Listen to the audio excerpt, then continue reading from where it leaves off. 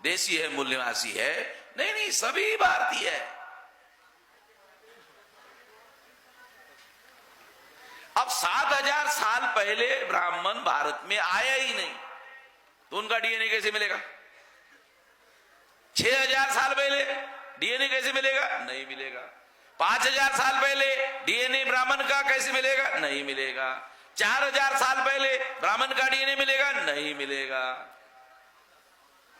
तो चालाकी उन्होंने क्या किया, जब वो भारत में नहीं आए उस समय का रिपोर्ट तैयार किया और कहा देखो सारे मूल निवासी है। यानी चालाकी, प्रचार करने के लिए चालाकी कर रहे।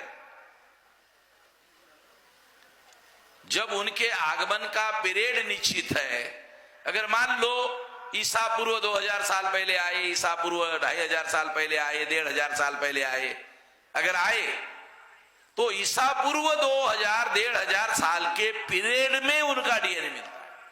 हाँ, ये डीएनए मूल निवासियों का है और आर्यन R1A1 डीएनए जो है विदेशी का है, वो मिलता है 1500-2000 के पीरियड में मिलता है।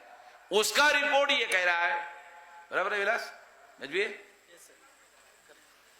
तो साल का चालाकी करके 7000 साल का पुराना रिपोर्ट तैयार करके वो रिपोर्ट पब्लिश किया और वो रिपोर्ट पब्लिश करने के आधार पर कंफ्यूजन फैलाने का आधार बनाया।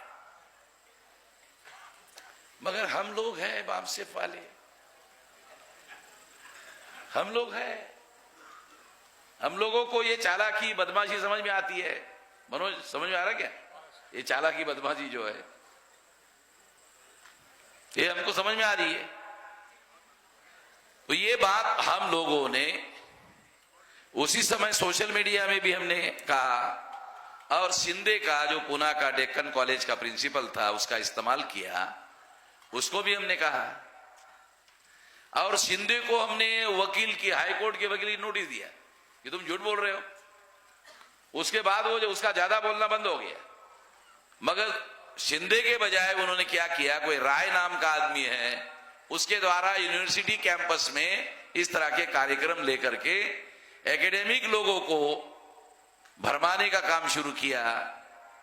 अब हमारा जो भ्रम फैलाने का अभियान है उसका डिटेल, उसका सारा विश्लेषण करने वाला किताब, सारा रिसर्च करके सारा का सारा किताब जो है ये इसी अधिवेशन में हम जाहिर करने वाले थे, मगर वो कॉपी समय पर प्रिंट नहीं हो पाई, तो वो अभी प्रिंटिंग हो गई है और 1 तारीख को भीमा कोरेगांव के कार्यक्रम में वो सारी किताब घोषित की जाएगी।